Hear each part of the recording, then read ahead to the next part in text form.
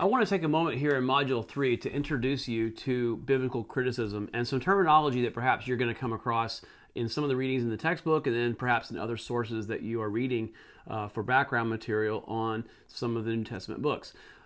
Biblical criticism can be broken up into four different primary veins, I guess, if you will, primary directions. Even within those, there are some other newer forms of study. The first one is called historical criticism. Now, historical criticism is exactly as it sounds. It is looking at the text in light of its original historical origins. In other words, the times, the place which was written, who wrote it, to whom was it written.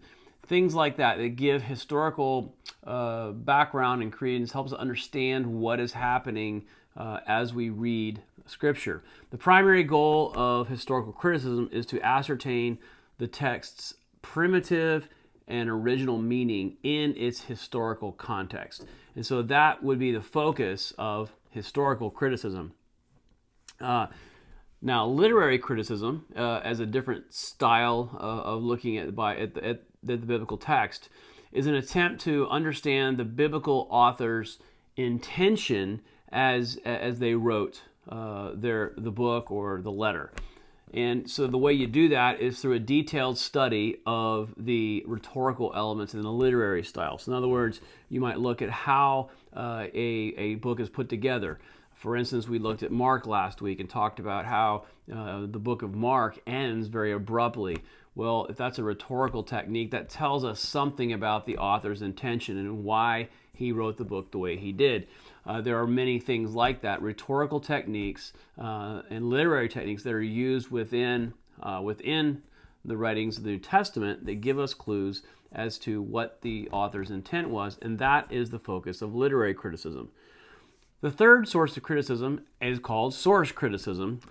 This one looks for changes in style, vocabulary, in literary style, that is, and it finds that those changes or shifts are best explained by the composite nature of the text itself. In other words, there is this idea that perhaps there are other sources that lie behind the text itself.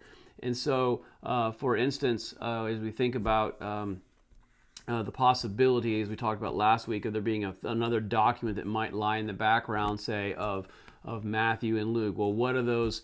Why would they say that? What is the what's the proof, or what are the things in the text that lend us to believe that? So, source criticism takes a look at what's going on behind the scenes.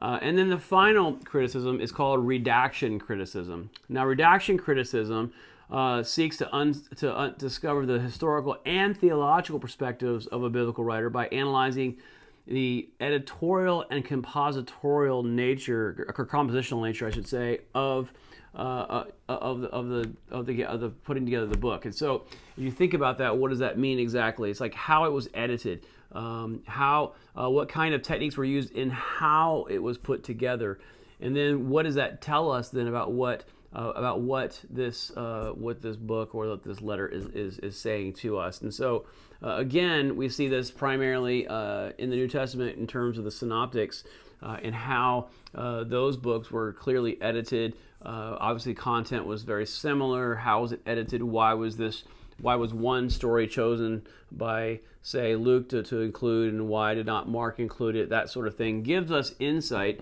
into meanings. And so redaction criticism is another form of criticism in terms of approaching the Bible.